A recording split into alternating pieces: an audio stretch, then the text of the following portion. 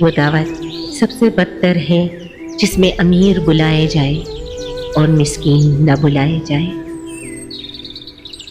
سب سے بڑی دولت زبان ذکر، دل شاکر اور زن فرمانبردار ہو۔ محتاجوں سے مہنگا مال خریدنا احسان نہیں اور صدقہ سے بہتر ہے۔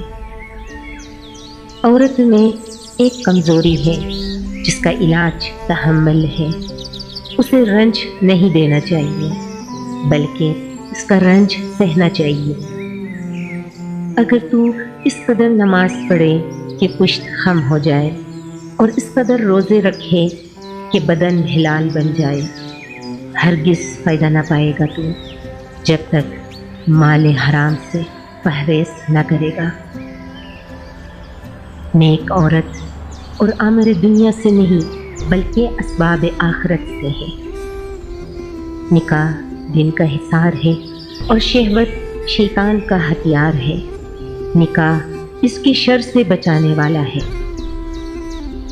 جس محفل میں جا کر خلاف شرع امور معلوم ہو اور منع نہ کر سکتا ہو تو وہاں سے چلے آنا واجب ہے۔ مہمان کے روبرو تھوڑا کھانا رکھنا بے مروتی ہے اور حد سے زیادہ رکھنا تکبر۔ جس کا لباس باریک اور ہلکا ہوگا اس کا دین بھی زائد ہوگا۔ جو شخص حرام کھاتا ہے اس کے تمام اعضاء گناہ میں پڑ جاتے ہیں۔ مخلوق سے ایسا معاملہ کرو جو ان سے اپنے حق میں پسند کرتے ہو۔